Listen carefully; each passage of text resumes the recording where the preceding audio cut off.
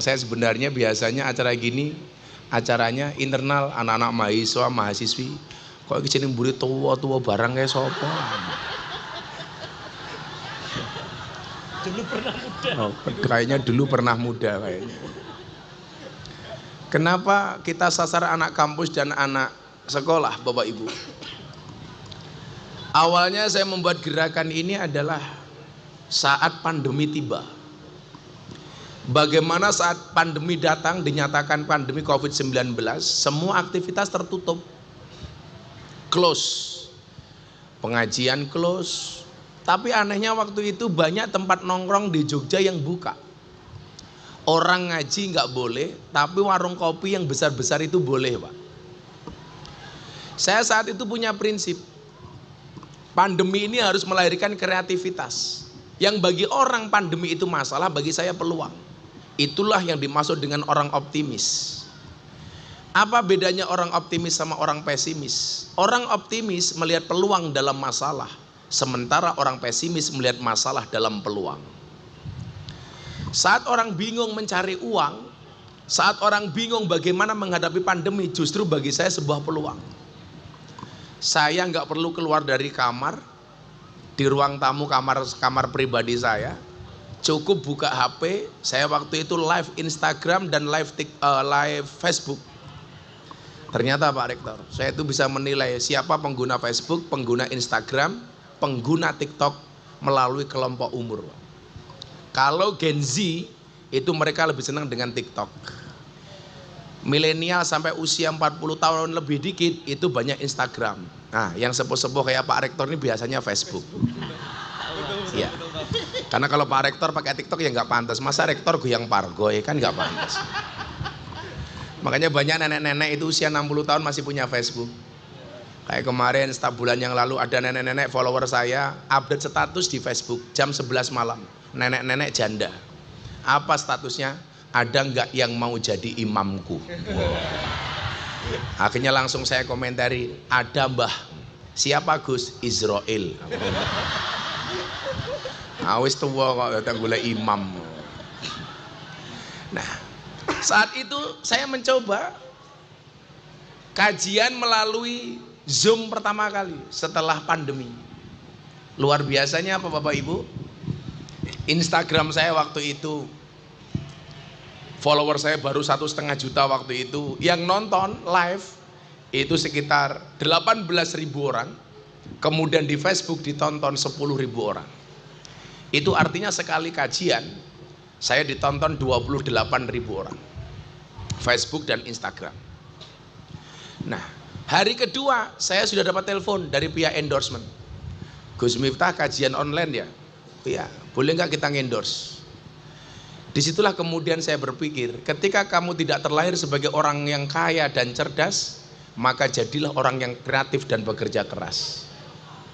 Ternyata apa? Kesempitan itu memunculkan kreativitas. Baru hari kedua Pak Rektor, saya ditelepon, Gus, besok boleh nggak perusahaan kami endorse? Live ketiga Pak, ada satu perusahaan yang nggak terlalu besar, ada produk, hanya disuruh naruh di belakang saya, kelihatan umpamanya. Kayak di situ fakultas farmasi gitu. Itu pinter sekali dia endorsementnya.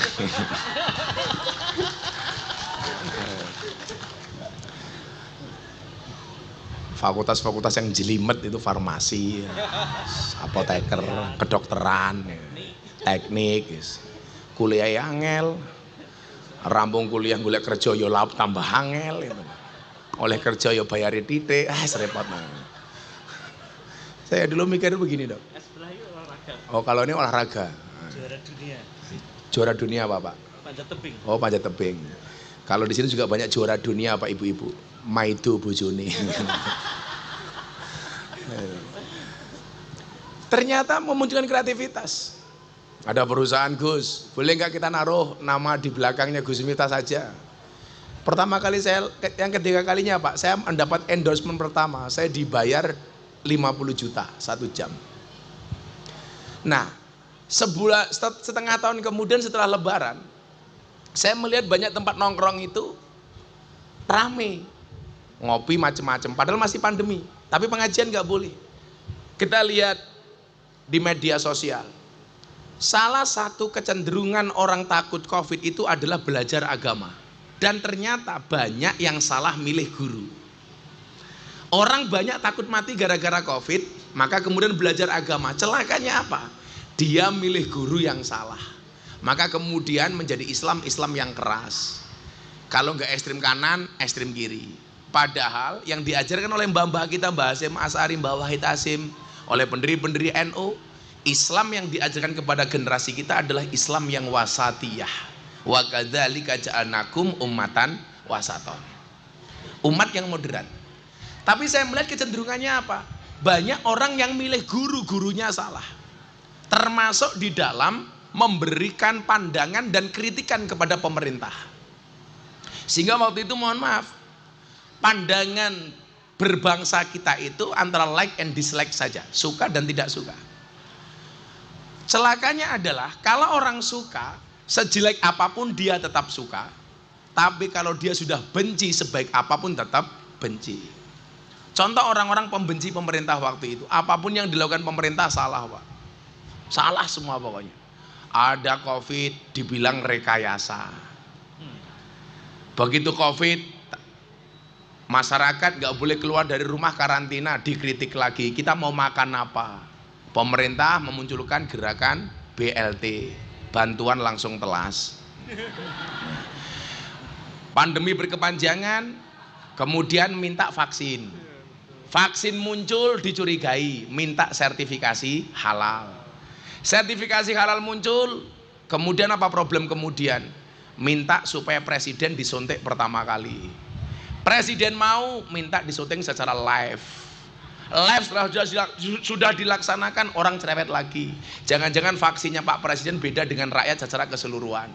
Jadi apapun yang dilakukan pemerintah salah, tetapi lah ono BLT antri ngarep dewe. Betul Bu? Demikian juga dengan pandangan beragama. Bagaimana gampangnya saat itu kita diprovokasi dengan ajaran-ajaran yang keras. Orang takut mati, milih guru salah. Maka saya bilang dalam kitab taklim itu ada kaidah. Kalau anak Wahid Hasyim itu harusnya ngerti taklim. Apa kaidahnya waktu itu saya baca? Al ilmu bila syaikhin fasyaihu syaiton. Ilmu tanpa guru, gurunya setan. Jadi kenapa dalam Hasanah Nahdlatul Ulama guru itu harus bersanad bernasab? Karena kalau ilmu tanpa guru, gurunya setan, salah milih guru, gurune mbahne setan. Nah, sehingga apa? Orang takut mati Pak Rektor itu ngaji, celakanya gurunya salah. Makanya saya bilang, orang yang salah pergaulan itu lebih gampang dinasehati daripada yang salah milih pengajian. Kalau salah pergaulan, alhamdulillah saya masternya lah. Mau ketemu lokalisasi, klub malam, mau ketemu anak pemabuk, narkoba, saya bisa memberikan nasihat. Supir saya itu yang satu itu mantan narkobais. Saya ngaji di klub malam di Bali, ini ngerum karaoke, lagi pakai narkoba. Selesai pengajian ikut saya ke Jogja, jadi sopir. Iki apa iki? Mata nih. Pak Rektor jangan lihat. Nanti kamu nggak kuat.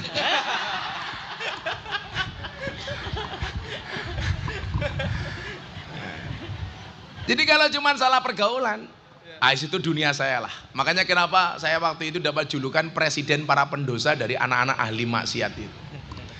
Ya karena mungkin saya juga karena mempunyai perhatian lebih kepada mereka. Tapi kalau sudah salah milih pengajian Bapak Ibu, susah. Apalagi sudah mulai mengkafirkan, mulai membid'ah-bid'ahkan, mulai menyesat-menyesatkan.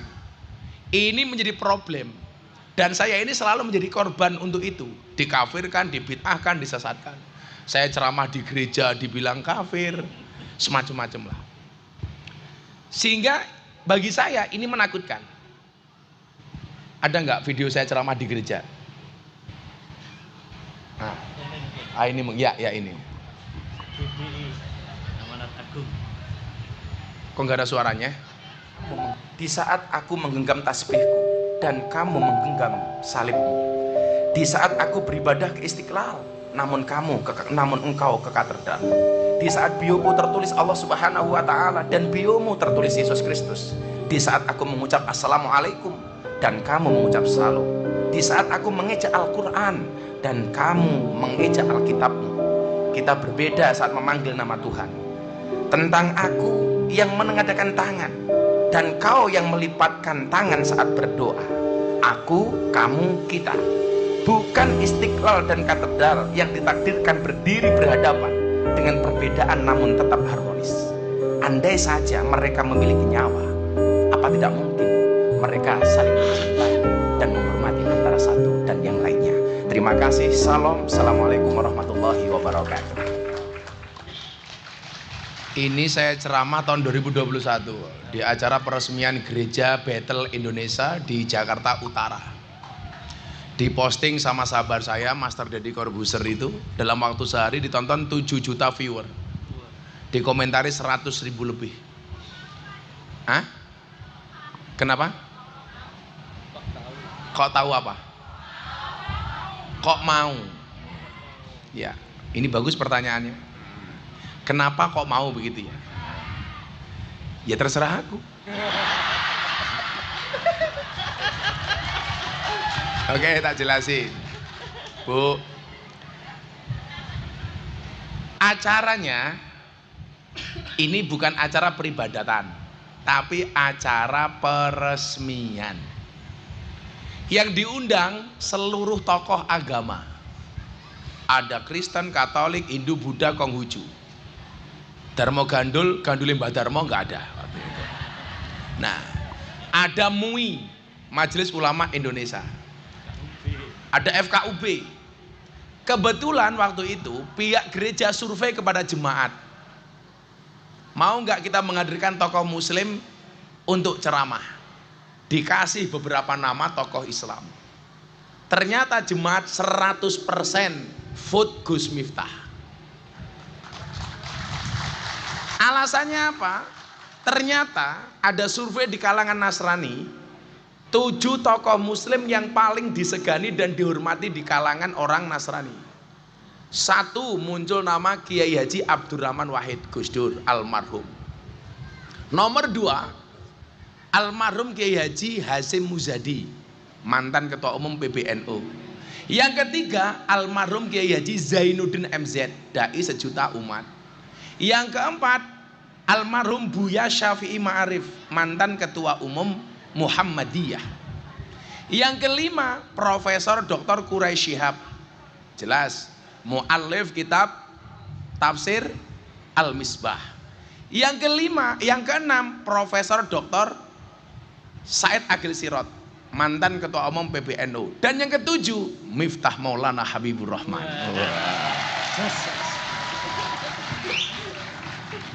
Loh, kalau soal survei-survei itu saya rada gaya, Pak. Kemarin ada survei dari Jayabaya College, Ustadz yang paling disukai di Indonesia, Pak. Ada di sini. Nah, ini ulama dan dai pilihan netizen, perbincangan yang paling banyak. Ini dilakukan oleh Jayabaya College. Nomor 1, 12,8%. Gus Miftah. Saya dari sekian nama kok nyari nama Mudakir, nggak ada.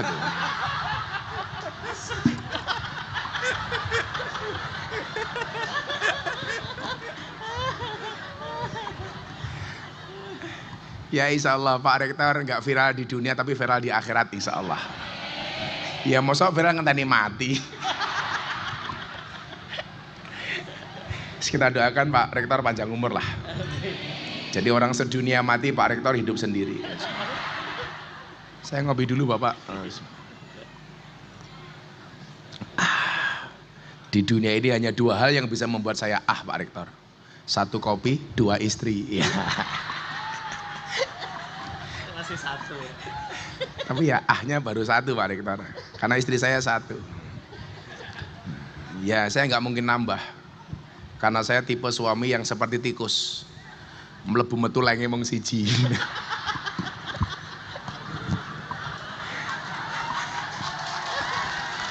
Ya karena saya setia gitu loh. Saya setia karena saya punya prinsip. Banyak laki-laki mengatakan mencari istri solehah itu susah. Banyak perempuan mengatakan mencari suami soleh itu susah. Pertanyaannya adalah kenapa sibuk mencari bukan menjadi? Makanya saya bilang, lelaki yang menangis karena wanita, mungkin dia tulus mencintaimu. Tetapi lelaki yang menangis karena dosa, dia adalah imam terbaik untukmu. Siapa itu? Mudzakir.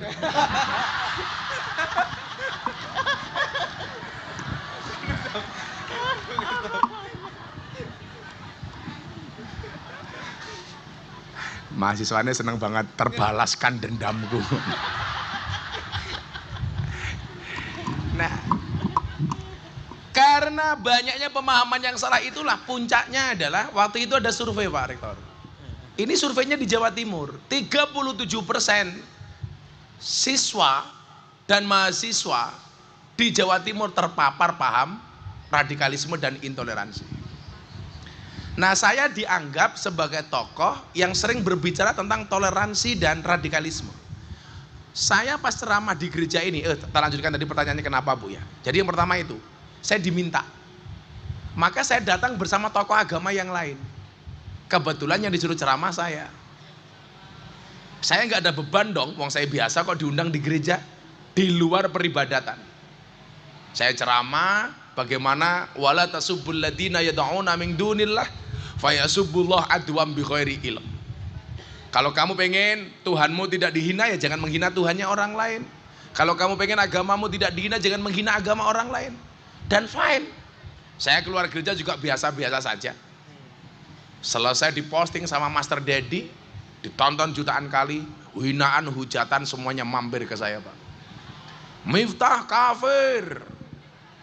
Saya jawab, "Hurra popo, sahadat meneh." Komentarnya paling banyak apa? Miftah goblok. Rapopo, goblok we laris, kue pinter cangkemmu rapayu. Yang membelain saya siapa Pak? Yang membelain saya tokoh-tokoh top. Guru saya almarhum almaghfurlah, Abah Dimyati Rois Kendal. Ora rapopo le lanjutno kuwi apik. Kamu itu gambaran qalilum minal yakin khairum min katsir minal ilmi wal amal. Mungkin kamu nggak begitu alim tapi manfaat. Daripada banyak orang alim tapi nggak manfaat. Nah, buktinya apa Bu? Saya sampai hari ini saya dikenal sebagai tokoh toleran, tapi yang masuk Islam melalui saya ratusan orang. Kemarin sore saya ngaji di kafe karaoke Surabaya. Manajernya orang Cina, non Islam. Ketemu saya sekali, 2 orang masuk Islam tanpa ada paksaan. Ketika saya tanya, "Koh, kenapa you masuk Islam?" Karena Islamnya Gus Miftah itu asik, happy dan menyenangkan. Nah, ya maklum lah, wongnya ganteng kok. Ya 11-12 dengan Pak Rektor lah. Kalau lihatnya dari pucuk gunung Pak. Puncaknya Pak, saya ceramah di gereja itu Pak Rektor. Saya diundang oleh wali kota Los Angeles, Amerika Serikat. Untuk berbicara radikalisme dan intoleransi. Nah, kenapa kemudian saya fokus di situ Bapak Ibu yang saya muliakan? Landasan sederhananya adalah bahwa bangsa ini yang telah disusun oleh founding fathers menjadi bangsa yang sangat-sangat menyenangkan dan sangat-sangat agamis. Hari ini mulai banyak orang-orang yang merasa dirinya hebat, seolah-olah menyalahkan konsep negara yang sudah dibangun oleh founding fathers kita. Padahal kalau kita melihat bagaimana kemudian keterlibatan Nahdlatul Ulama yang begitu mendalam terhadap pendirian negara ini. Bagaimana contoh umpamanya resolusi jihad yang kemudian disampaikan oleh Mbah Hasyim Asy'ari. Bagaimana Mbah Wahid Hasyim mempunyai sumbangsih yang luar biasa terhadap perumusan Pancasila. Lah kita itu sebagai generasi muda seharusnya malu loh. Mbah Wahid Hasyim itu meninggal usia berapa? 39 tahun. Jenderal Sudirman, Mbah Wahid Hasyim itu umurnya nggak panjang Pak. Tapi ceritanya panjang. Kenapa? Karena sumbangsihnya besar kepada bangsa ini. Jenderal Sudirman tuh umurnya pendek. Mbak Wahid Hasyim tuh umurnya pendek. Tetapi faktanya namanya selalu disebut dan dibicarakan. Ini yang dimaksud orang yang nyambung silaturahmi, orang yang bermanfaat, itu walaupun umurnya pendek tapi akan selalu dikenang. 39 tahun loh Pak, pernah jadi Menteri Agama. 39 tahun loh. Pernah menjadi tim perumus Pancasila. Makanya kenapa saya tuh kok ngefans banget sama Habib Lutfi. Kebetulan Mamah Salmah, istri beliau itu masih saudara saya. Jadi kenapa kok Habib Lutfi sayang sama saya? Karena kita punya kesamaan banyak hal Pak. Makanya besok ini ada multaqo ulama dunia 64 negara di Pekalongan tanggal 29 besok itu Pak. Saya diminta menjadi wakil ketua panitia. Wah, top. Kenapa saya nggak bisa jadi ketua? Ketuanya berat Pak. Pak Menhan Prabowo Subianto. Nah, saya wakilnya. Kenapa tempatnya di Pekalongan? Karena Habib Lutfi merupakan presiden ulama sufi sedunia. Yang sudah daftar Pak 64 negara. Dari Al-Azhar, Ummul Qura dan lain sebagainya. Yang buka besok Pak Presiden Jokowi. Oh, wakil ketuanya paling enom Pak, Miftah Maulana Habibur Rahman. Saya daftar nanti. Pak Rektor nanti ini ikut peserta. Insya Allah. Nah, Pak Rektor nanti soalnya ikut peserta akan saya dudukan yang paling belakang insya Allah. Orang kepenak. Orang kepenak. Enggak lah, Pak Rektor insya Allah di depan lah. Bahkan di luar panggung, di depan sendiri.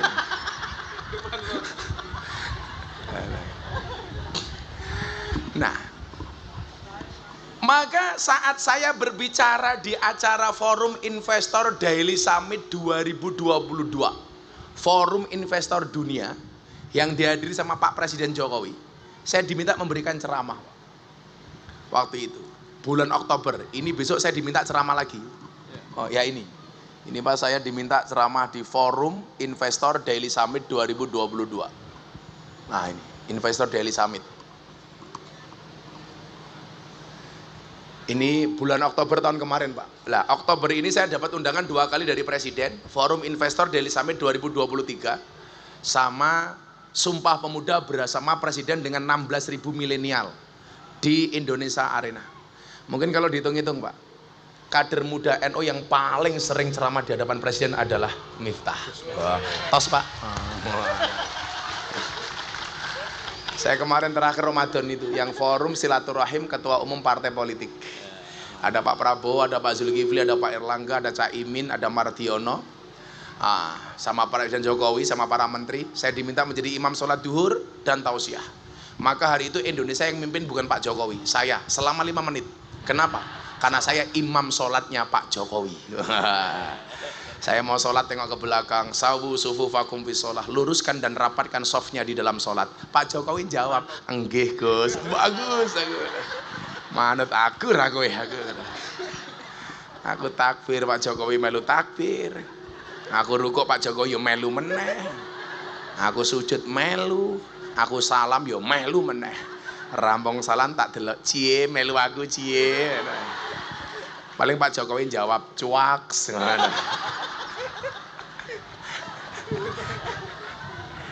Geleleng pakai cah NU.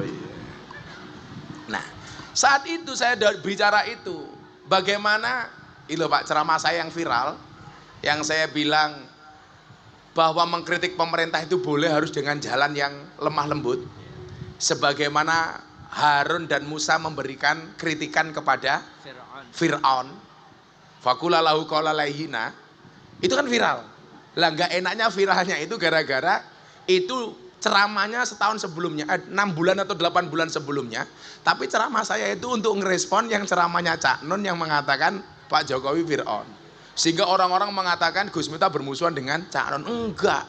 Ceramah saya jauh lebih dulu dibandingkan Cak Nun. Lah itu kan pinternya netizen Mas, memelintir-melintir.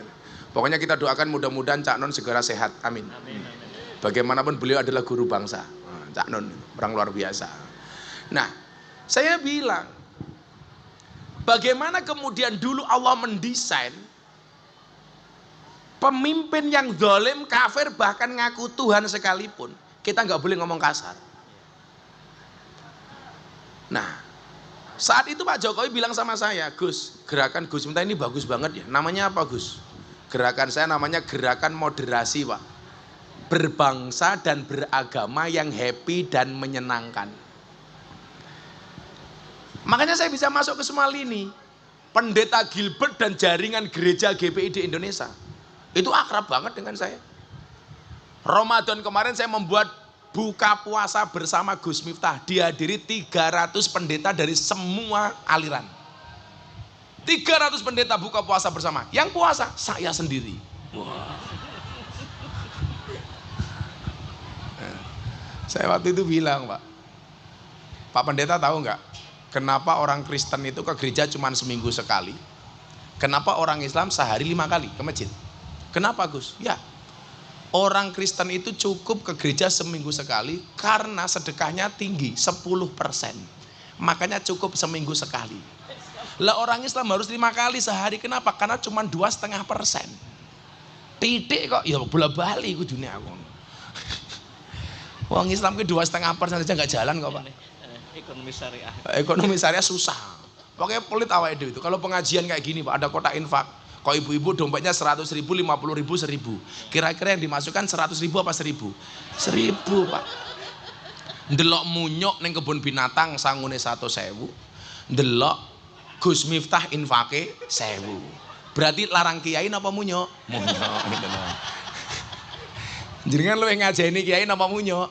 Munyok, Pak. Walah nyok gitu. Lah saya ngomong nyok-nyok gue diantem wong sawono bane. Nah, saya kemudian sampaikan apa? Ketika Allah mengatakan wa kadzalika ja'alnakum ummatan wasaton, ini menuntut kita untuk menjadi orang yang moderat, baik di dalam beragama maupun berbangsa, Pak. Kalau beragama jelaslah, bocah-bocah unwas pasti diajari tawasud, tasammuh, tawazun, iktidal. Nah, tapi dalam berbangsa ini kadang-kadang kita lupa, Bapak Ibu. Padahal amanah Nahdlatul Ulama didirikan itu kan ada dua misi. Misi keagamaan dan misi kebangsaan. Apa misi keagamaan Nahdlatul Ulama? Menjaga berlangsungnya tradisi Ahlus Sunnah wal Jamaah. Yang menjaga siapa? NU. Kenapa perlu dijaga? Supaya tidak sampai terjadi di Arab Saudi, Pak. Indonesia, NU itu punya peran yang besar terhadap penjagaan makam Rasulullah. Ketika makam itu mau dihancurkan, maka kemudian NU mengirim komite Hijaz.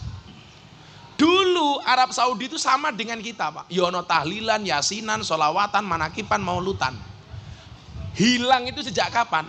Sejak adanya konsensus Syekh Abdul Wahab dengan Syekh As-Saud yang membuat kesepakatan Syekh As-Saud memegang kendali pemerintah, kemudian Syekh Abdul Wahab memegang kendali beragama yang dikenal kemudian dengan bahasa Wahaboy. Nah, sebelum itu tradisinya sama, Pak. Tapi gara-gara nggak ada organisasi yang menjaga keberlangsungan Ahlussunnah, hilang Arab Saudi hari ini. Maka kalau hari ini ada orang mengatakan di Indonesia nggak penting NU-NU-an, itu jelas merupakan provokasi dari orang Wahabi. Nggak penting NU-NU-an, yang penting Ahlussunnah. Ini jelas yang mereka inginkan supaya gampang menghilangkan tradisi Ahlussunnah dengan cara apa? Menghancurkan Nahdlatul Ulama. Karena kalau nggak ada NU-nya, nggak ada yang melindungi Ahlussunnah. Di situ misi pentingnya Nahdlatul Ulama. Kemudian yang kedua apa? Misi kebangsaan. Apa misi kebangsaan Nahdlatul Ulama? Menjaga negara kesatuan Republik Indonesia dengan PBNU-nya. Apa itu PBNU? P-nya Pancasila, B-nya Bhinneka Tunggal Ika, N-nya NKRI, dan U-nya Undang-Undang Dasar 1945. PBNU. Maka kadang-kadang saya juga heran, Pak. Ini Pak Camat apa siapa yang mewakili ya. Saya itu kemarin, Pak, 2 tahun atau sebelum pandemi itu saya ada acara kajian kebangsaan di Jepara, Pak. Ada ASN, aparatur sipil negara, PNS itu. Pakai atribut ASN lengkap, dia mengatakan apa? Indonesia itu nggak bisa makmur, Gus.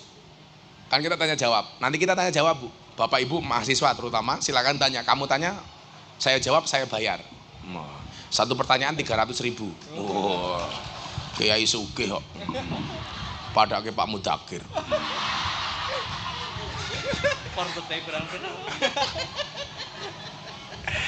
Ya, mohon maaf Pak Rektor, kita berada di atas panggung yang sama, tapi dengan amplop yang berbeda.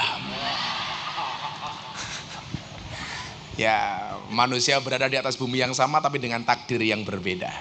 Takdirnya Pak Rektor di Unwahas, takdirmu MC dodolan cangkem, mesgitulah macam-macam. Dewi-dewi lah Mas. Nah, kebetulan saya itu orang NU yang ditakdir untuk ngurusi artis dan selebritis, Pak. Untuk bisa memberikan pemahaman keagamaan yang enjoy. Makanya saya itu punya kajian rutin di Tower 99 Juragan MS Glow itu dengan teman-teman artis binaan saya. Ya ada Selin, tapi yang paling banyak sekarang itu Pak Janda. Heran aku. Selin Evangelista, Aura Kasih, Wika Salim, Nikita Mirzani. Jangan salah Mas, Nikita Mirzani itu seksi, pakainya buka-bukaan tapi dia sholat. Dia itu alumni Gontor, Pak. Sampai kelas 3 Sanawiyah, Gontor Putri Mantingan. Dia tidak lulus, karena kelas 3 dia keluar. Kalau Nikita Mirzani sampai lulus, Pak, mungkin jadinya bukan kayak gitu, tapi kayak Mama Dedeh gitu loh. Nikita Mirzani itu Gontor, Pak, sampai kelas 3 Sanawiyah. Tapi Islam di Indonesia itu asik. Buka aurat tapi ya sholat. Sementara di Timur Tengah banyak orang nutup aurat tapi banyak yang nggak sholat. Di Indonesia itu buka aurat kayak Nikita Mirzani itu tapi ya sholawat, yo ngerti berjanjen. Yo gede, Pak. Gitu loh. Pahalane goblok malah cengengesan.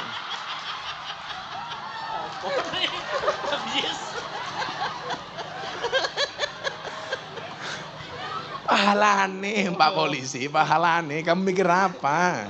Palanya hilang. Saya acara forum Gus diskusi, forum Gus Discussion FGD, forum Gus Discussion di Lampung pas Muktamar NU itu. Ini kalau saya nggak bawa sesuatu, nggak rame nih Muktamar. Saya hadirkan Nikita Mirzani, Pak. Saya ngopi tak aduk gini, langsung di posting di grup-grup Kiai. Wah, Gus Miftah ngopi susu. Saya bilang iya bener, kopinya tak aduk, susunya tak lirik. Aku yang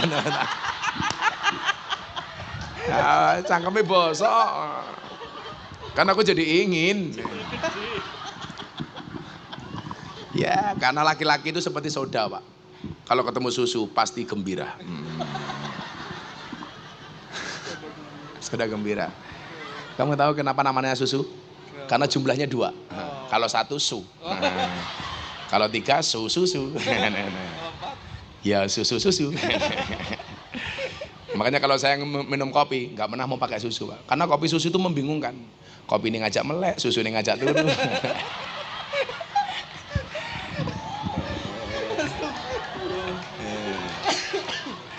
Ambiar. Yes, orang NU itu enjoy, Pak. Beragamanya orang NU itu enjoy. Saya itu pernah diundang kajian Wahabi. Saya nggak ngerti kalau ngundang Wahabi. Saya dibantai habis, Pak. Kalau teman-teman Wahabi kan enak pakai slide, pakai PowerPoint. Saya ngaji disindir sama orang-orang NU itu kalau ngaji nggak pernah pakai PowerPoint. Bla bla bla bla bla. Gantian saya, Pak. Ya, kami kalangan NU jarang pakai PowerPoint. Karena kami meyakini orang yang menggunakan power dan point karena dia menyadari dia tidak punya power, dia tidak punya point. Nah. Sementara orang NU itu full power, full point.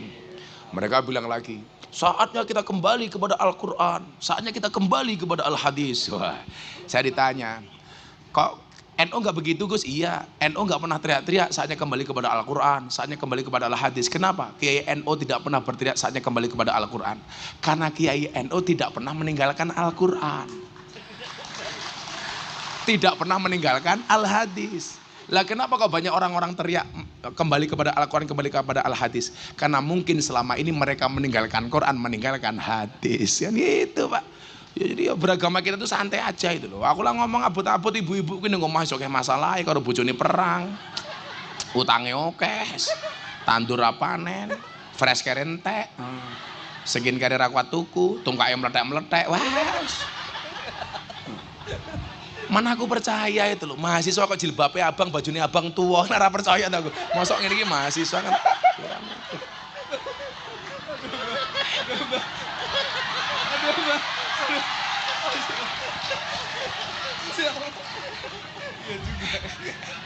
Tapi semangatnya kayak mahasiswa ibunya ini luar biasa. Ya Bu ya? Apakah ibu janda? Oh enggak. Kalau iya ya kita usahakan dinikahkan dengan operatornya itu Mas Pesek namanya. Tuh, ya operatornya itu namanya Mas Pesek yang ngurusi kemarin di sini, Pak. Nah, itu badannya besar. Dan menurut penelitian, cowok yang perutnya besar biasanya burungnya kecil lah itu kayak gitu. Nah, itu. Nah, itu. Ternyata yang perutnya besar tidak hanya Pesek, tapi juga Pak Mudakir lah. Ampun.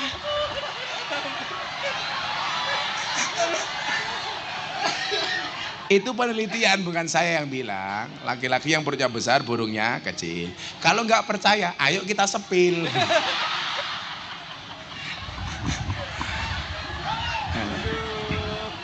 Ternyata ini juga sama. Aku udah diem. Aku udah diem. Saya dulu gemuk Pak Rektor. Saya dulu itu berat badan saya 108 kilo. Gara-gara ada penelitian itu saya takut, saya olahraga, saya puasan dawur, saya ngurangi gula, nggak makan nasi, ngurangi minyak, ngurangi garam. 8 bulan turun 35 kilo. Wah, itu. Makanya kalau cowok perutnya besar, burungnya kecil lah. Kalau saya sekarang sebaliknya, perutnya kecil berarti ya.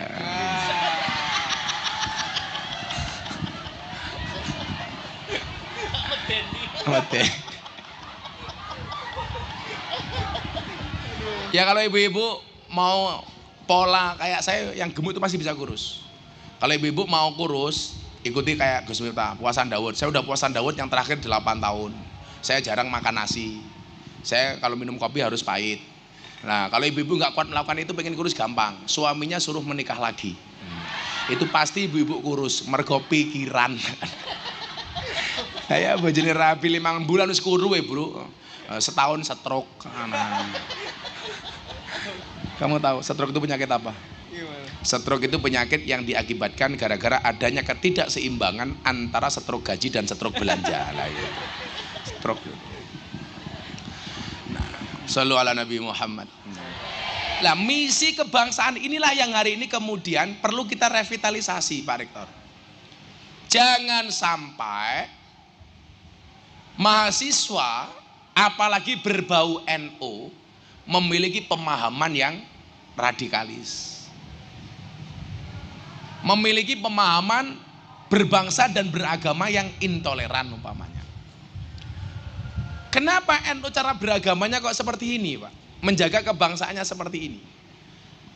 Saya tuh pernah diajak diskusi sama Abah Lutfi terkait surat Al-Hujurat ayat 13. Ya ayyuhan nas, inna khalaqnakum min dzakari wa unsa wa ja'alnakum syu'uban wa qabaila lita'arafu inna akramakum indallahi atqakum. Beliau mengatakan apa? Tuhan itu memang cinta banget dengan Indonesia ya. Kayak hari ini FYP di TikTok kita kan setiap saat muncul Habib Umar bin Hafid. Beliau juga mengatakan apa? Tidaklah aku datang ke Indonesia kecuali diutus oleh Rasulullah, kecuali diperintah dan didhawuhi oleh Rasulullah. Datangnya Habib Umar menurut saya respon positif terhadap perdebatan antara oknum kiai dengan oknum beberapa habaib tentang nasab. Maka saya pikir teman-teman di Wahid Hasyim nggak usahlah ikut-ikutan perdebatan di wilayah itu. Kalau saya lebih mendahulukan husnudzon, bahwa duriahnya Kanjeng Nabi itu perlu kita hormati. Apakah Habib itu pasti duriahnya Kanjeng Nabi? Kita husnudzon saja. Wallahu a'lam bissawab. Saya nggak mau masuk ke perdebatan di wilayah itu. Bagi saya siapapun yang memberikan sumbangsih terhadap agama itu harus kita hormati. sekecil apapun. Bahkan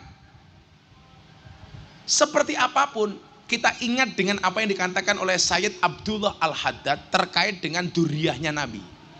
Wa ala kafatil muslimin ayya'taqidu hubbahum wa mawaddatahum wa ayyuwakiruhum wa ayyu'adzimuhum bi ghairi huluwin wala sarafin.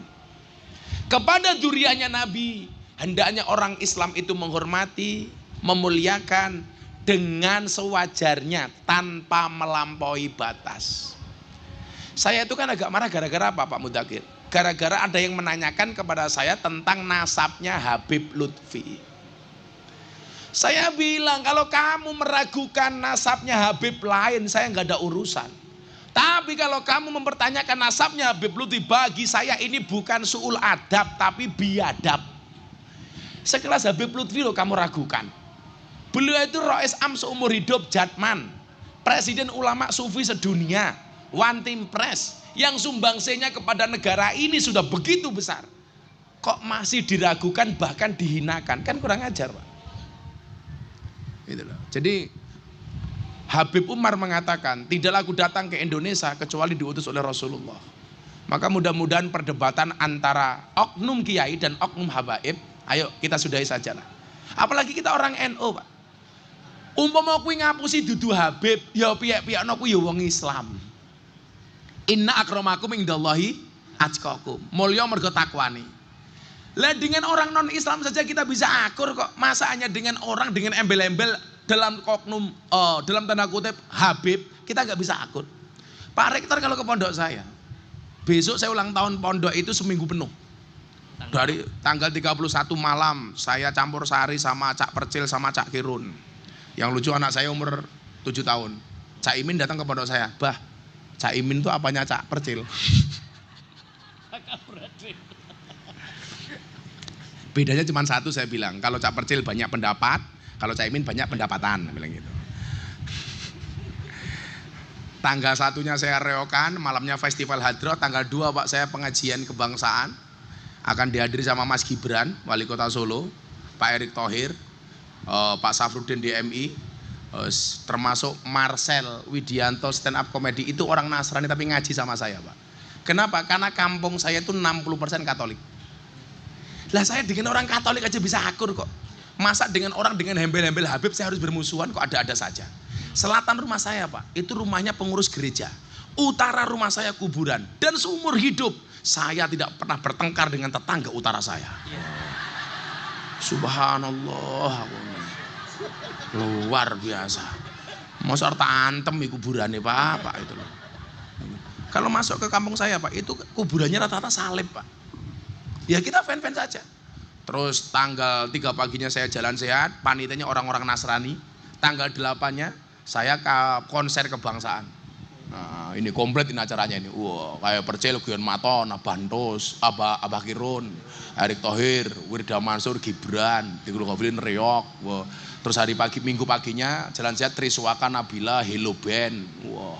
Konsernya Denny Caknan, Moro Widowati, Bagindas, After Sign. Wah. Kayak yang paling ganteng bajunya putih kayak. Wah. Wah, sampingnya Prabowo Subianto. Ini nyuwun sewu. Ini yang ngurusi Pak, orang Nasrani. Yang parkir, yang bantu macam-macam. Makanya saya itu malu. Hanya dengan orang yang dengan atribut Habib kita nggak bisa akur. Dengan tuduhan macam-macam. Wes kita hentikan lah. Kita nggak usah ikut campur wilayah itu. Kemarin saya dibully sama kelompok pendukung tes nasab. Miftah ora paham, malah menolak tes nasab dan lain sebagainya. Saya itu paling nggak nyaman Pak ngomong nasab. Malu kita itu kalau ngomong nasab. Mbah-mbah kita itu orang hebat sementara kita biasa-biasa saja. Malu. Makanya dikatakan apa? Wasyarrul alamina dawul khumuli idza fa'akhartahum dzakarul jududa. Artinya apa? Silakan diterjemahkan. Aduh.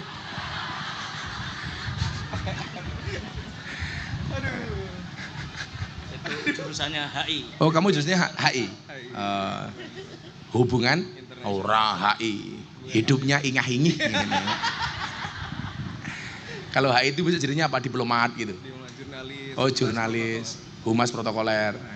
Ya, siapa tahu aku jadi presiden kamu tak jadikan protokoler. Amin. Ya bagian WC, toilet, kamar mandi.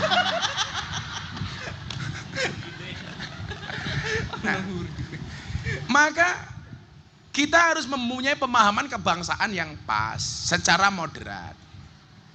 Artinya moderat itu bagaimana Pak Rektor? Ini kan ada undang-undang di Mahfudzat begini loh. Ini sebenarnya bukan hadis ya. Kalau di pondok saya dulu namanya Mahfudzat. Mahfudzat itu hafalan itulah. Wa ainur ridho an kulli aibin kalilatin. Wa ainus sukhti an kulli khairin tubdil masawiyah. Orang itu kalau sudah seneng, wa ainur ridho, matanya seneng, seburuk apapun gak akan nampak keburukannya. Tapi kalau dia sudah benci, sebaik apapun tidak akan merubah kebenciannya. Lah di dalam berbangsa sama Pak. Kita itu kadang-kadang kalau sudah benci dengan pemerintah, sebaik apapun kita tidak bisa bersikap moderat. Lah saya itu selalu menempatkan diri saya secara moderat. Contoh, masih ingat? Presiden Jokowi mengeluarkan surat keputusan legalitas miras tahun 2022 atau 21 waktu itu. Saya orang yang pertama kali protes. Begitu hari ini diumumkan, besoknya saya protes. Bapak Presiden yang terhormat, saya Miftah Maulana Habibur Rahman menolak dengan tegas legalitas miras. Kenapa? Karena keharaman khamr dalam Al-Quran itu qat'i mutlak, tidak boleh diganggu gugat, tidak bisa ditawar-tawar. Bagi saya minuman keras yang boleh dan layak dikonsumsi hanya satu, apa? Es batu. Wow. Jam 3 malam Pak, saya ditelepon sama Pak Praktekno, Mensesnek. Gus, kritikannya didengar sama Presiden. Besok siang surat keputusan Presiden tentang legalitas miras dicabut. Dan ternyata benar Pak, dicabut sama Pak Presiden. Artinya apa? Presiden juga mendengarkan kritiknya rakyat ketika dilakukan dengan cara yang baik dan beradab. Maka waktu itu Pak, nama saya trending Twitter nomor 2. Nomor 1 Wulan Guritno, kasus perceraiannya. Nomor 2 trending Twitter Gus Miftah, menanti berakhirnya masa idahnya Wulan Guritno.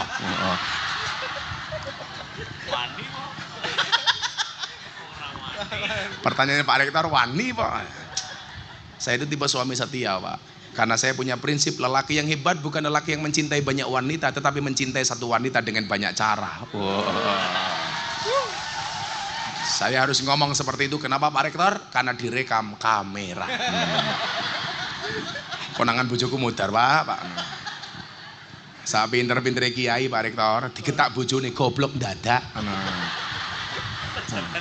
Apa meneh Rektor? Neng kampus galak kaya ngomong, neng omah ketemu Bu Rektor, kik.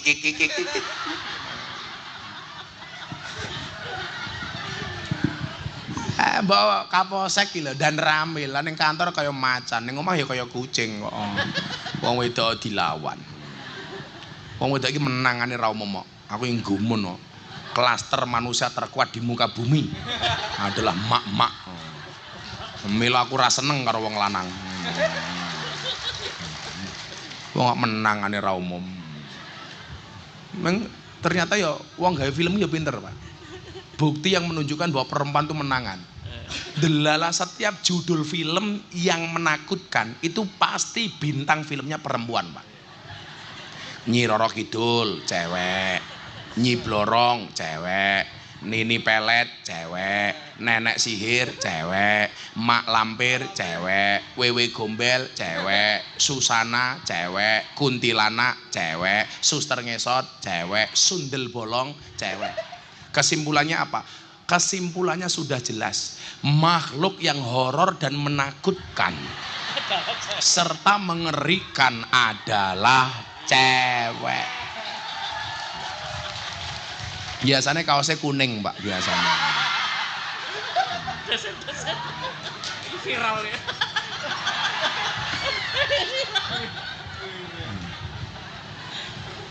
Lah sing jilbabe ungu insyaallah luweh parah.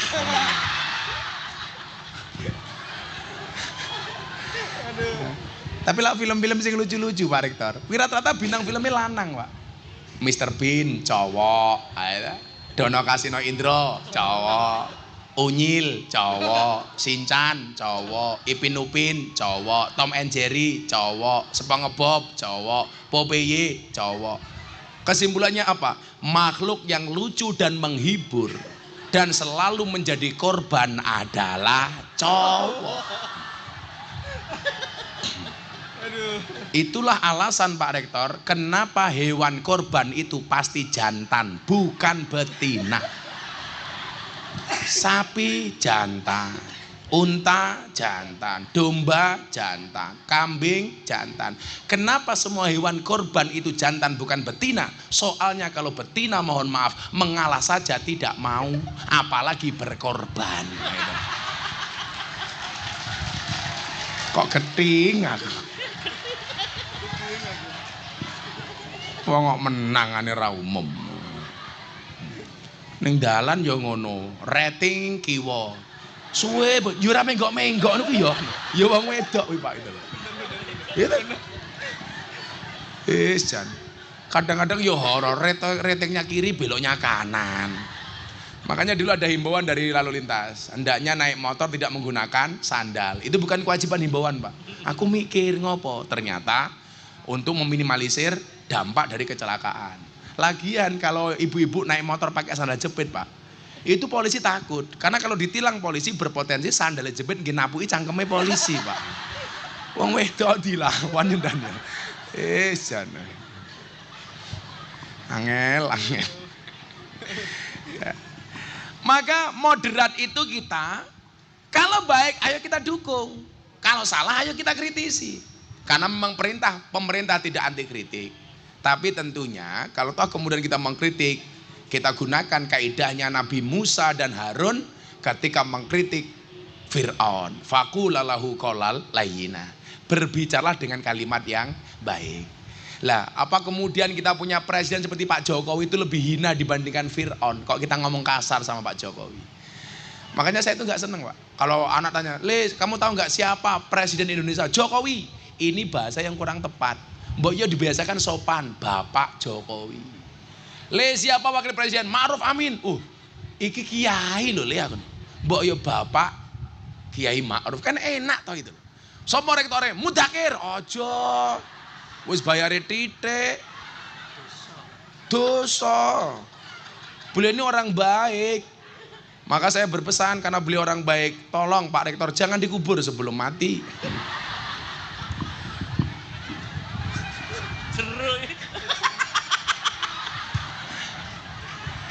Lihat kan Bapak orang baik, maka jangan dikubur sebelum mati. Itu fatwa saya Pak. Di mana-mana ada orang baik saya fatwakan, tolong jangan dikubur sebelum mati. Sama dengan kemarin di Malang ada kejadian di Blitar. Mercon dulu Pak, duar. Wah sikile ning ngisor, manuk ini ning dhuwur klopo.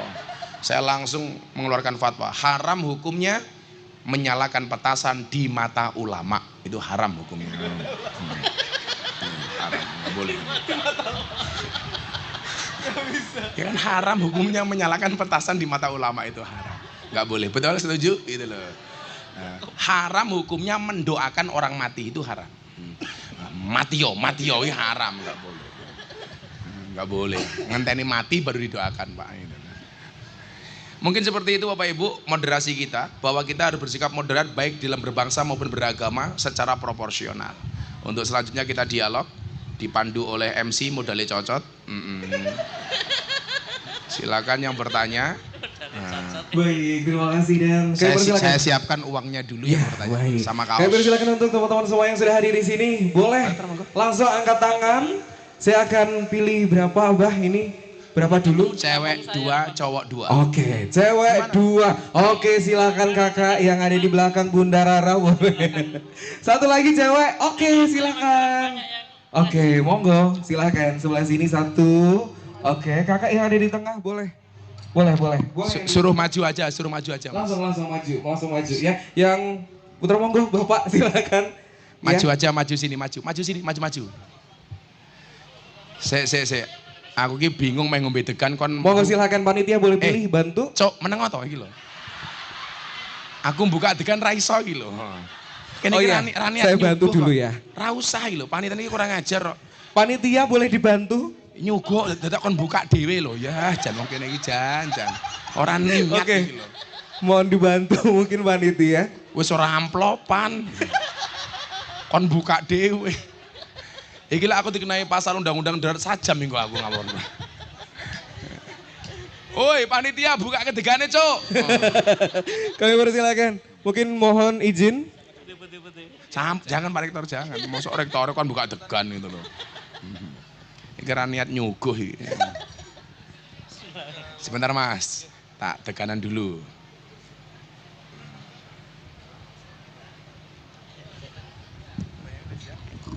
Sedotannya kayak selang sapi.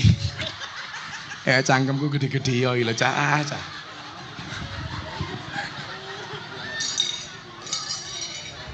Bismillah.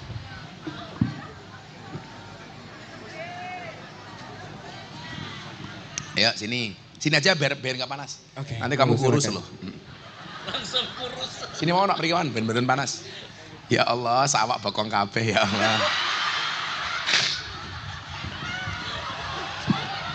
Mbak Sinten namine. Terima kasih, mohon izin saya Vivi Elmia Saputri dari Fakultas Agama Islam. Semester berapa Mbak? Semester 7. Cuma 7. Oke. Oh PKKN. PKKN, Oh, oke. cita-citanya pengen jadi apa Mbak? Mbak Feli ya? Vivi. Vivi. Vivi. Cita-cita pengen jadi apa Mbak? Jadi ajudan Gus Miftah aja nggak apa-apa.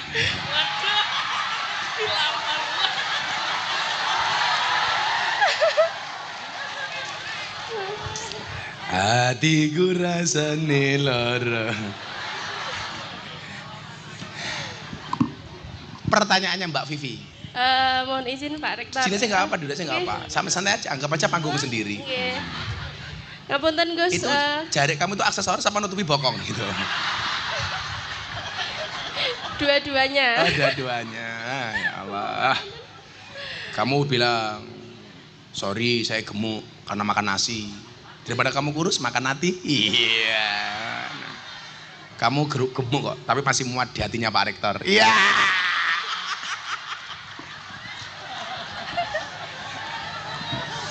Apa Mbak Vivi pertanyaannya Mbak Vivi? Ini kan sekarang kan memasuki dunia politik ya, tahun politik gitu Gus. Bagaimana sih menurut Gus Miftah di era sekarang, kenapa agama Islam itu sangat mendominasi sekali di politik yang sekarang ini? Maksudnya kan kayak politik-politik kan sekarang membawa agama-agama gitu Gus. Politik identitas. Oke, Pripun, Gus. Terima kasih. Nah, pertanyaanmu apa? Kayak gitu. Gue tak Iya. sandet meteng loh. Bahaya. Oh, enggak bahaya dah. Kalau kamu tokoh politik mengidolakan siapa? Prabowo Subianto. Wah. Sing dudo. Orang aja. Jadi Pak Rektor iya mengidolakan Pak Prabowo karena dudo. Loh saya kemarin ditanya Pak, Gus kalau presiden itu apakah harus punya ibu negara? Ya enggak ada kewajiban kan. Justru kalau pejabat enggak punya istri malah biasanya selamat Pak. Karena banyak pejabat yang rusak gara-gara istri. Hati-hati Pak Rektor, hati-hati. Ono ra Bu Rektor iki. Ketake bojone galak ketok iki. Betul Bu? Ah, setok. Galake lemu kok meneh. Jadi begini Mbak. Saya itu nggak sepakat kalau orang mengatakan kiai nggak usah berpolitik, orang baik nggak usah berpolitik. Lah kalau orang baik nggak boleh berpolitik, akhirnya yang ikut politik itu siapa? Ya wong elek. Akhirnya yang terjadi apa? Politik didominasi sama orang jelek. Karena orang baik tidak mau berpolitik. Cuman di Indonesia itu orang baik kalau berpolitik biasanya tidak mewarnai, malah diwarnai. Melu-melu, bosok gitu loh. Seharusnya dia bisa menjadi penerang, malah melu-melu gelap, malah akhirnya menggelapkan gitu loh. Ini problem. Kalau kemudian coba kan kita itu ada jurusan fakultas syariah enggak? Fakultas Hah? Agama. Oh, fakultas Ekonomi syariah. hukum ekonomi syariah. Kalau di fakultas syariah itu kan ada itu jurusan al-ahwal asyakhsiyah. Ada jinayah siasah, ada politik macam-macam. Islam itu nggak bisa dipisahkan dari politik. Wong kita itu bisa kuliah juga karena keputusan politik kok. Coba kalau nggak ada undang-undang soal pendidikan Dan undang-undang itu produk siapa? DPR. DPR dihasilkan oleh siapa? Ya politik dari pemilihan. Nah memang akhir-akhir ini kita melihat banyak orang yang menggunakan agama sebagai identitas politik. Maka muncullah kemudian politik identitas. Saya nggak setuju. Saya nggak setuju. Kampung saya itu saya mulai. Ketika santri saya tanya, boleh nggak bah kita memilih RW non-Islam? Boleh nggak? Saya bilang, kalau dalam kapasitas politik, orang itu mempunyai kemampuan, ya sah-sah saja. Maka dulu zaman Pak Kapolri, Pak Kabar Eskrim, Pak Sigit, masih di Kabar Eskrim, diusulkan menjadi Kapolri. Itu kan dihujat. Kan mayoritas Polri orang Islam. Kenapa Kapolrinya kok diusulkan orang non-Islam? Yang memberikan narasi viral waktu itu saya, Pak Kapolsek. Apa saya bilang? Polri itu lembaga Kamtipmas, bukan lembaga agama. Artinya apa? Siapapun yang punya kapasitas dan kualitas apapun agamanya, dia boleh menjadi Kapolri, termasuk Bang Sigit. Yang nggak boleh itu kalau Pak Sigit menjadi ketua MUI. Makanya, kalau melihat ya kapasitasnya, Nduk. Kalau saya orang Islam cenderung memilih orang Islam ya lumrah, ya kan? Tapi bukan berarti digunakan sebagai sebuah identitas. Umpamanya, iki ono Pak Rektor Pak Mudakir, iki wong Islam, sama satunya orang non Islam. Kalau saya cenderung memilih Pak Mudakir sesama Muslim, yo hal yang lumrah, wajar gitu loh. Tapi bukan sebagai sebuah keharusan. Kira-kira begitu, Nduk. Ya mudah-mudahan besok kamu jadi ajudannya Pak Rektor lah. Amin. Terima kasih Gus atas jawabannya. Oke. Ya, itu. Gus saya dari Kendal loh. Terus karepmu ngopo?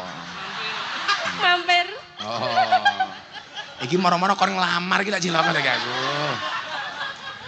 Kamu harusnya bilang sama Agus begini, non mati ketemu Bak saja dibaca ikhlab. Masa aku ketemu kamu tidak ijab? Iya.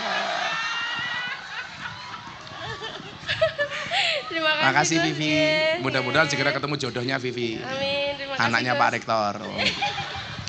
Ya, masnya satu gantian, masnya dulu. Biar selang-seling. Duh. Kok tua men iki sapa iki? Iki mahasiswa dari mana ini? Assalamualaikum warahmatullahi Waalaikumsalam. wabarakatuh. Pak sinten namine? Nama saya yang keren adalah Ahmad Surhan Afandi. Ahmad Surhan Afandi. jenenge apik. Surhan Afandi. Ahmad Sulhan. Surhan Afandi. Sulhan. Surhan. Ih, aduh. Ya, Surhan. ya, Surhan Bapak Afandi. Pak Afandi umur berapa? Saya sekitar 80. Nah, ada apa? 68. Alah. 68 86. Di. Pak Afandi rumahnya mana Pak Afandi? Saya menceritakan masalah Bang. Rumahnya mana? Rumahnya saya adalah Jagalan Baru. Jagalan baru. Baru. Oh, pekerjaannya Pak Afandi apa? Saya petani, Pak. Oh, petani. Tapi anak-anak saya sukses, Pak. Alhamdulillah. Sombong amat. Saya tadi Pak Niki namanya sinten? Pak. Bapak orang Jawa apa orang Sumatera? Bapak Miftah. Bapak orang Jawa apa orang Sumatera? Jawa apa non Jawa? Saya ya orang Jawa, Pak. Orang Jawa. Saya Kok bahasanya kayak orang mana gitu? termasuk tadi mengatakan Bapak Miftah itu termasuk daripada santri Pak siapa? Pak Wali Ungu di sebelah Pak Batim Yati. Oh, Pak Batim Yati. Saya sejak situ saya nyantri di Kaliwungu, Pak Dimyati adalah kepala pondok. Oh, begitu.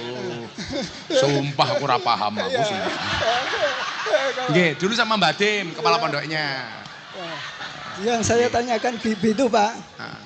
kenapa NU kok tidak seperti organisasi lainnya? Bisa seperti Muhammadiyah itu bisa membangun istilahnya kampus, sekolahan.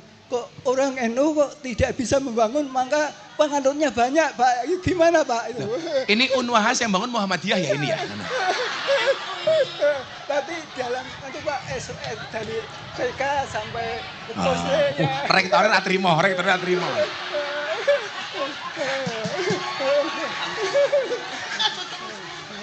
Wes, gawe kalangan ae.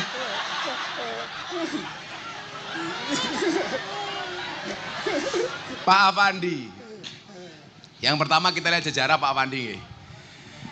Mbah Hasyim Asy'ari itu ketemunya dengan Muhammad Darwis. Tahu Pak Muhammad Darwis? Muhammad Darwis itu nama aslinya Kiai Haji Ahmad Dahlan. Dalam usia 14 tahun setelah mondok dari Sayyahunal Habib Ahmad Khalil Al-Bangkalan, Mbah Khalil Bangkalan, itu beliau pergi ke Semarang. Ngaji sama satu kiai besar namanya Mbah Soleh Darat As-Samarongi. Di sini ketemulah dengan Muhammad Darwis yang kemudian menjadi Ahmad Dahlan, Mbah Ahmad Dahlan. Selesai dari sini, mereka berdua diutus untuk ngaji ke Mekah. Mbah Ahmad Dahlan itu usianya sekitar 16 tahun, Mbah Hasyim sekitar 14 tahun. Makanya Mbah Hasyim itu manggil Mbah Darwis itu Kang Mas. Jadi usianya lebih tua Mbah Muhammad Darwis, Ahmad Dahlan. Begitu ngaji di Mekah, konsentrasi ngajinya berbeda. Mbah Hasyim Asy'ari itu memperdalam hadis. Maka beliau kemudian mendapatkan gelar Hadratus Syekh. Kenapa beliau mendapat gelar Hadratus Syekh? Karena Mbah Hasyim Asy'ari hafal dengan Kutubus Sittah. 6 kitab hadis besar, imam besar semuanya hafal. Bukhari, Muslim, Nasai, Abu Dawud, Tirmidzi hafal semuanya. Di Indonesia yang hafal cuma 2 Pak. Hadratus Syekhah Fatimah binti Maimun, makamnya di Gresik, sama Hadratus Syekh Hasyim Asy'ari, makamnya di Tebu Ireng. Simbah pengen dimakamkan di sana? Oh belum.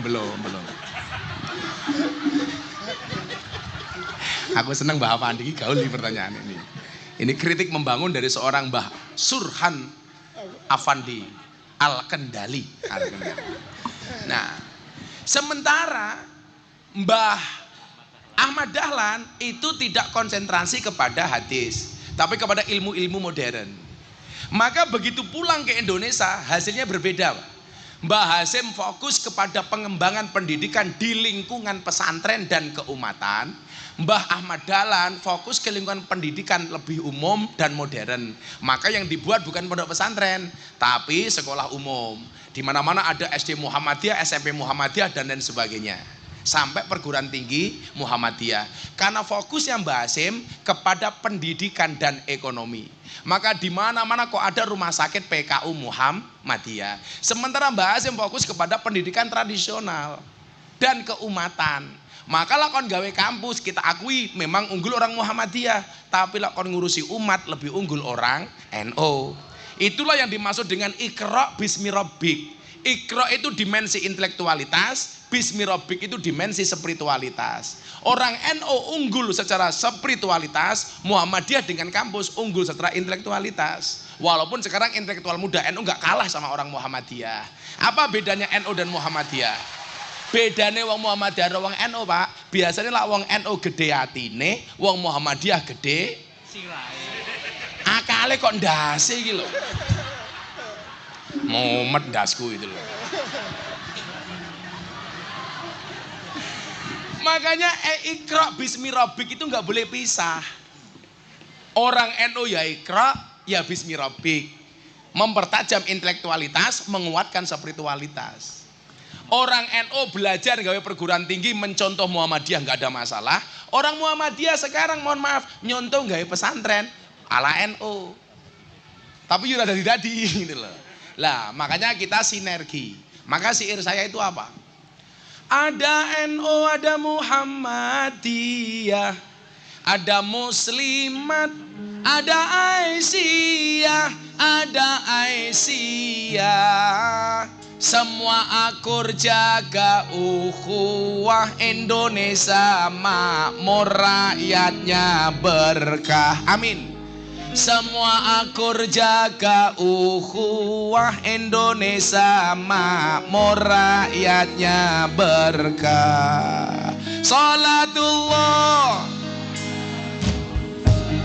ala Toha Rasulillah, Rasulillah. Salatullah salamullah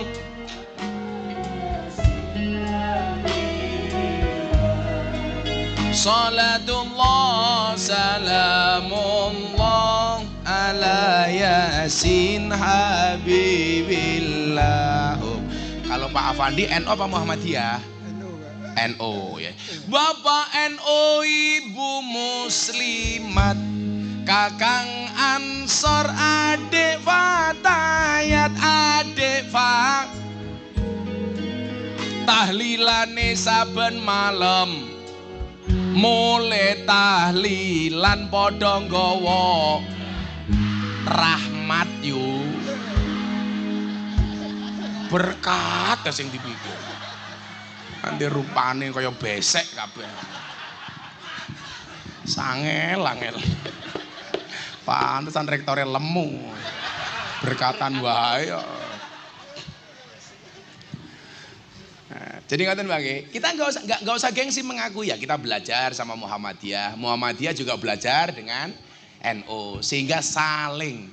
NU dan Muhammadiyah itu bukan kompetitor, tapi sinergi dalam kebaikan membangun bangsa. Nah, matur nuwun, Mbah. Jadi kadang-kadang Apa meneh? Urung. ada yang mengatakan orang NU itu partai berkat tuh ya. Orang NU itu? Haha, lucu, lucu.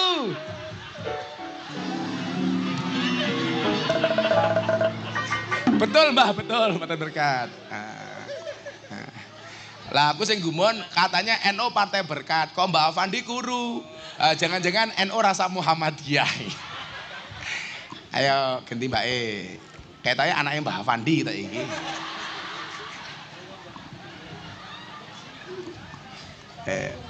Waalaikumsalam. Sepanjang saya orasi 2 tahun ini Pak, ini penanya paling tua Pak Afandi. Mbak siapa namanya? Saya Aisyah Hana. Siapa? Aisyah. Aisyah? Hana. Hana. Ya Hana, nah ini berarti orangnya.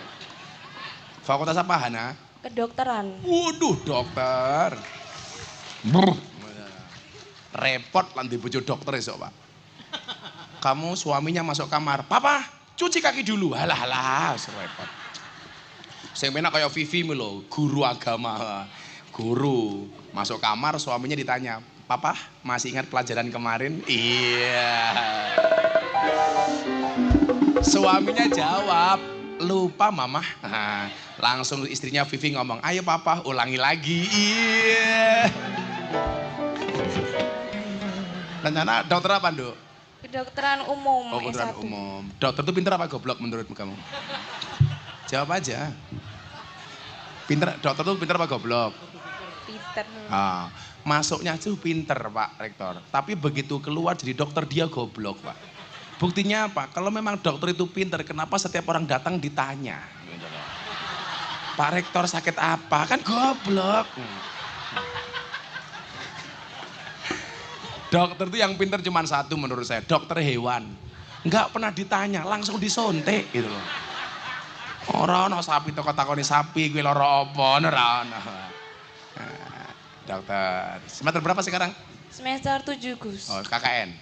Belum. Oh, belum. Ya udah, pertanyaannya apa? Dok. Ya kan dokter. Amin. Amin. Iya, amin. Kadang ngelirik aku, amin.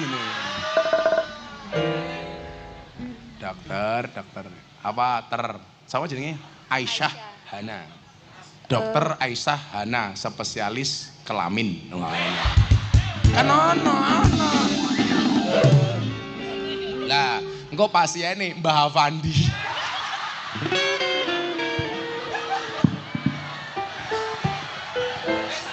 Sangel. Apa nah? Pertanyaannya, jadi kan kita sebagai anak muda kan sering bersosialisasi Gus. Nah, bersosialisasi kan sama banyak orang. Nah, kalau kita waktu bersosialisasi memiliki rasa kecewa ataupun rasa sakit hati yang kadang-kadang susah dihapuskan, bagaimana cara kita menjadikan orang ikhlas yang bisa melupakan hal tersebut? Padahal di mana manusia ini lumrah dalam memiliki rasa amarah ataupun mudah sakit hati. Terima kasih Gus. Ya nggak usah punya hati. Biar nggak sakit hati. Kayak Pak Rektor nih loh, kalau menghadapi kritikan, hujatan dari mahasiswa, beliau memposisikan seperti pohon pisang, punya jantung tapi nggak punya hati. Iya, cuaks.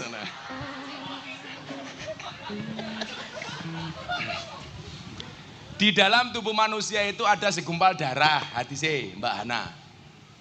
Kalau dia baik, baik secara keseluruhan. Kalau dia buruk, buruk secara keseluruhan. Apa itu? Ala wahyal kolbi. Segumpal darah itu adalah hati. Lah suasana hati itu ternyata dipengaruhi oleh dua hal. Dari mata yang melihat dan dari telinga yang mendengar. Berarti apa? Kualitas hati kita tergantung pendengaran dan penglihatannya. Supaya hati kamu mutmainah, caranya bagaimana? Ala bidzikrillah tatmainnul qulub. Banyak zikir, banyak ngaji. Alaikum bimujalasatil ulama. Lah di era medsos seperti hari ini, mohon maaf, cara menjaga hati itu adalah dengan memproteksi mata dan telinga. Makanya saya bilang, Anda itu kalau punya medsos, tolong kebaikan itu diposting. Loh kok gitu Gus? Nanti dibilang pamer. Eranya beda bro.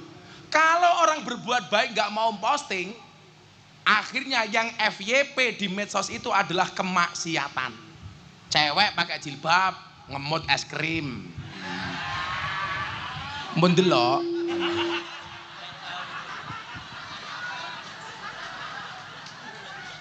Kayaknya rektornya nggak tahu saya. Pak Rektor, hargailah waktu. Karena sedetik saja berharga, apalagi 19 detik. Alah ngerti. Nah, orang berbuat baik itu diposting saja, Bu.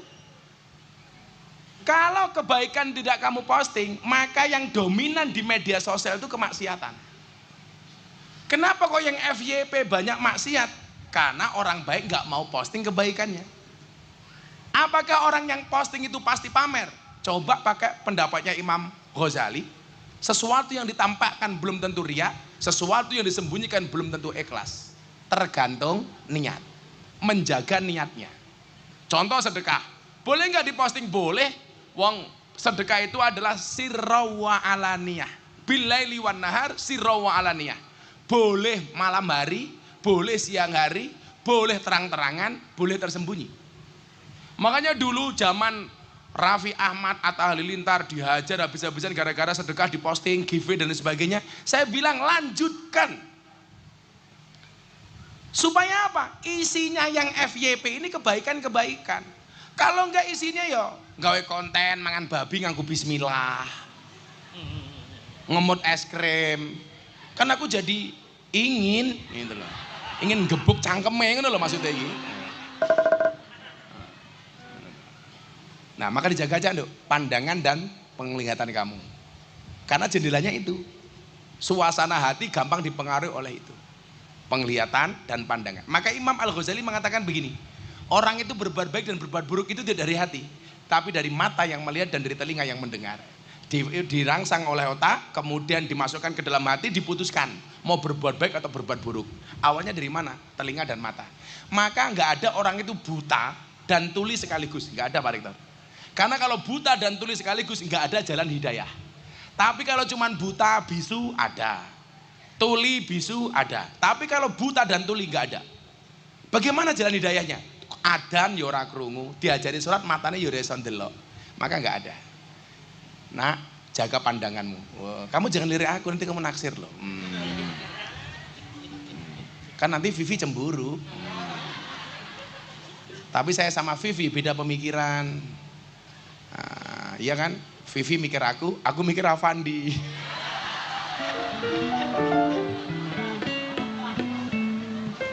Ya terakhir, gitu nih ya. Proteksi mata dan telingamu, Dok. Assalamualaikum warahmatullahi wabarakatuh. Waalaikumsalam. Nama saya Hasan Gus. Habib Hasan. Dari Fakultas Ekonomi dan Bisnis Unwahas.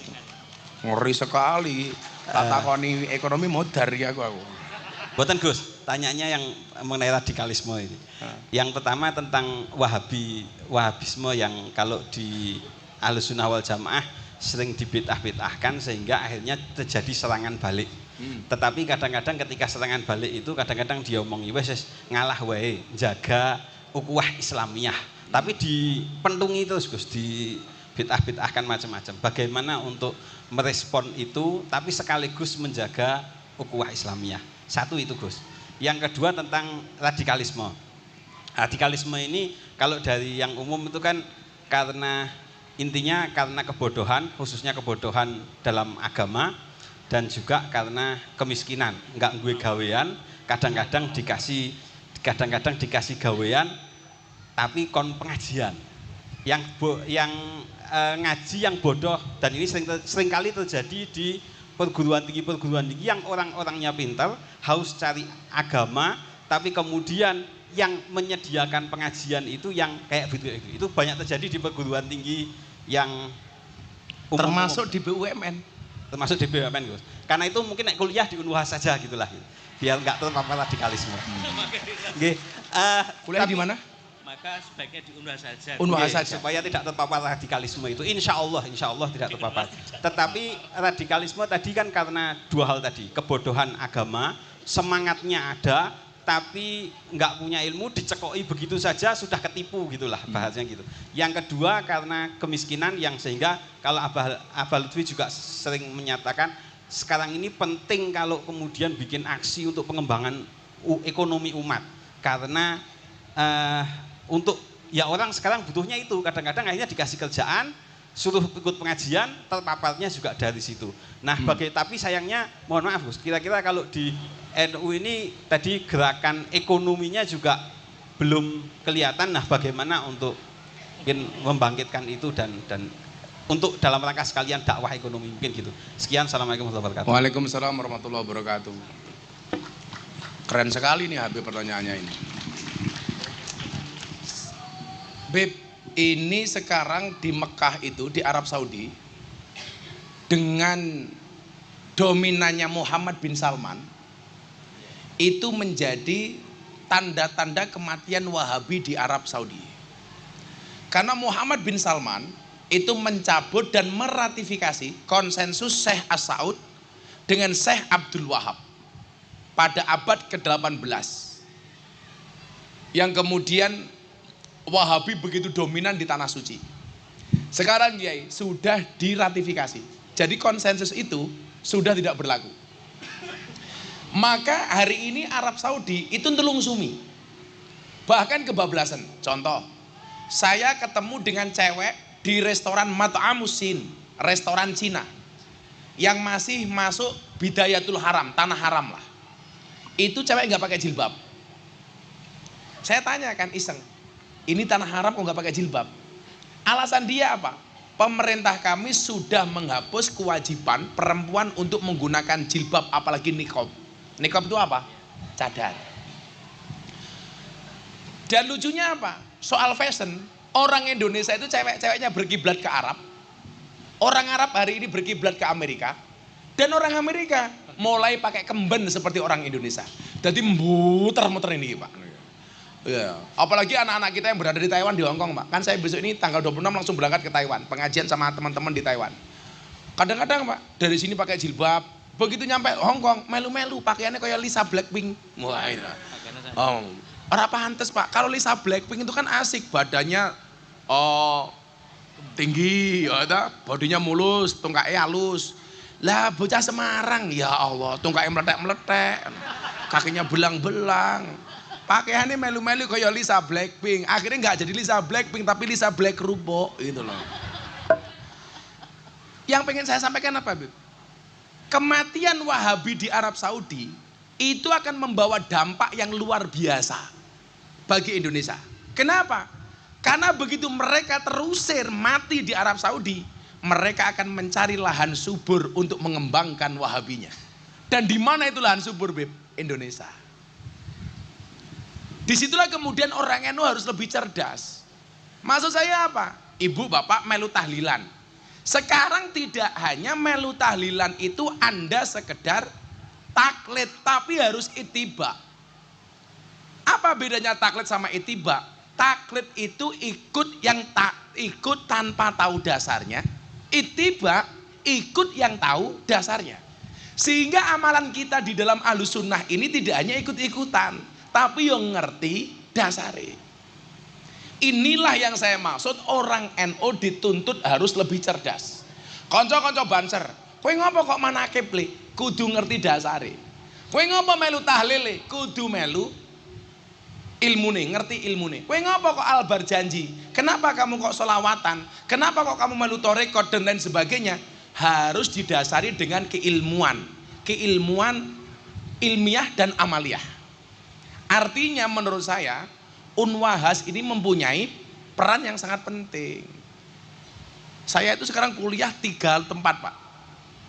S2 seni di UNES, pendidikan agama Islam S2 di Unisula, perbandingan agama di UIN Jogja. Hukum ekonomi syariah di Wahid Hasim. Wow, hukum ekonomi syariah di Wahid Hasim. S2. S2 aku 4 berarti. Iya. Karena saya malu. Malunya apa? Awalnya begini Bapak Ibu, kenapa saya mau kuliah lagi itu? Kan dulu S1 saya itu nggak sempat selesai Pak, di IAIN. Makanya kemudian saya selesaikan. Gara-gara apa? Gara-gara saya dulu nggak mau selesai itu, kepala jurusan saya itu Muhammadiyah. Ya, banyak. Saya NO. Saya itu mau ngurus skripsi dipersulit. Dekannya Muhammadiyah, kajur saya juga Muhammadiyah. Waktu itu masih geger banget NO dan Muhammadiyah lah.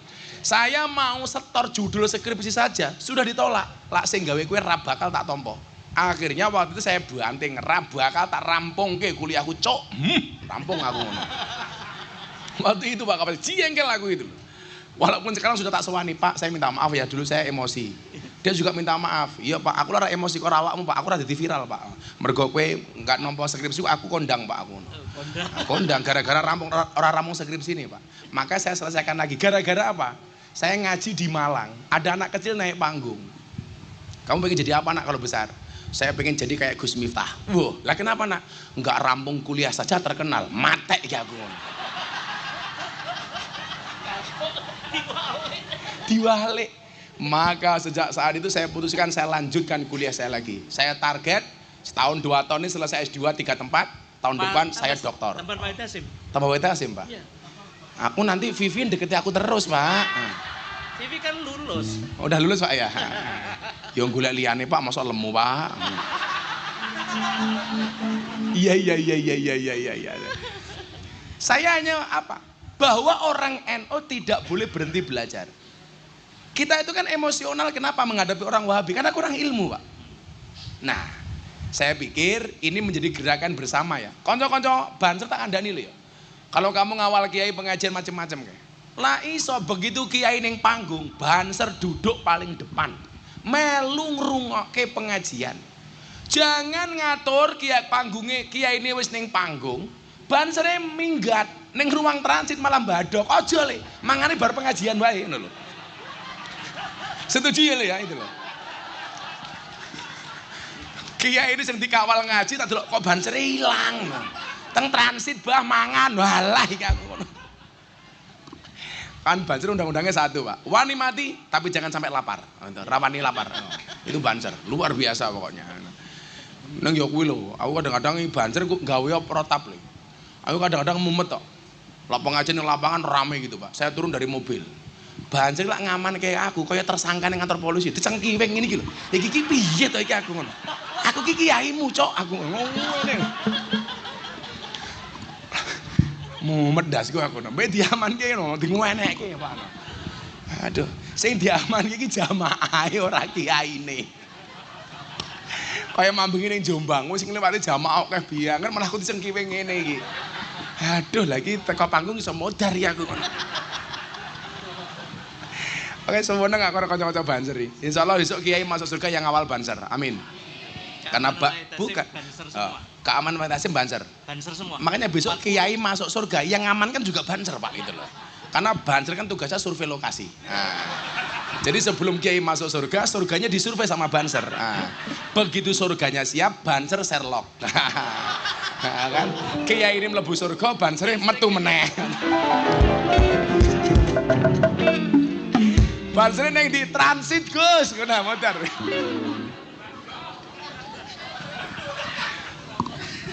Nah, saya pikir penting lah, kayak Wahid Hasim ini menjadi kampus yang kemudian kita stigmakan sebagai kampus moderat, kampus Aswaja. Ya artinya kalau kampus Aswaja, Bib, ya bebasan nggak perlu tanya saya, tanya rektor saja, Bib, itu loh kan, karena Aswaja, Bib. Begitu Beb ya, kita bareng-bareng bahwa kader-kader muda NU ini tidak boleh kalah. Kita secara kuantitas udah jauh lebih besar dibandingkan mereka. Dan saya bersyukur Beb. Survei-survei terakhir itu yang mendominasi di media sosial itu rata-rata sudah ustadz-ustadz Ahlussunnah wal Jamaah. Dengan orang-orang seperti Gus Baha dan sebagainya, itu orang-orang yang luar biasa. Dan ini perlu kita jaga bareng-bareng. Bahwa secara kuantitas kita nggak ada yang mengalahkan. Pengajian di mana-mana yang paling meriah pengajiannya orang NU. Tetapi di satu sisi secara kualitas juga perlu kita tingkatkan. Insya Allah menjadi Ahlussunnah wal Jamaah yang kafah. Amin Allahumma amin. Yes yo, pakai kaos tak sangoni. Wah, duit gua anyar. Cie pengen cie.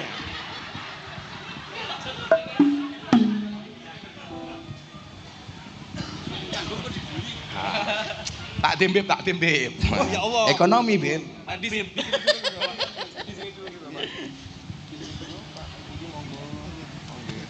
Pak Fandi damel tumbas napa? Oh, nggih bensin. Lah dikai duit ditabung napa dicelengi?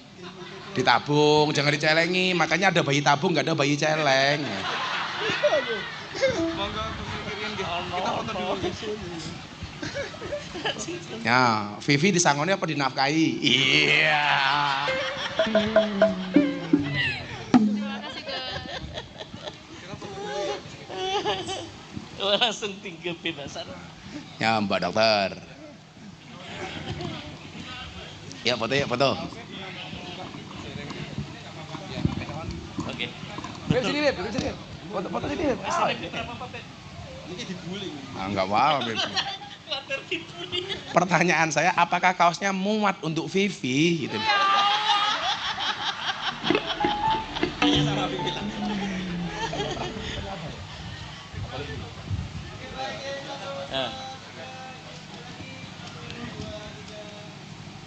Oke, matur nuwun, Mbak. Saya yakin tiap hari sama Vivi kaosnya dipakai supaya serasa meluk Gus Miftah. Nah, fallback, alah, fallback. Nama Mbak? Doakan panjang umur. Oh, tongnya panjang umur. Lah wis udah wolu ora mati-mati loh. Kamu doa. Oh ya.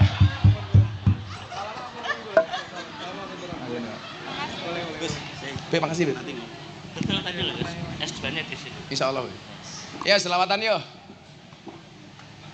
Selawatan, berdoa selesai. Sudah jam 5:30 soalnya. Nanti kalau aku terlalu lama di sini, nanti Vivi nggak bisa move on. Kalian tahu kenapa move on itu berat? Ya, move on itu berat kenapa? Karena dari SD sampai perguruan tinggi yang dipelajari hanya mengingat dan menghafal, bukan melupakan. Iya, itu alasannya. Move on itu pilihan, gagal move on itu cobaan, pura-pura move on pencitraan. Sallu ala Nabi Muhammad.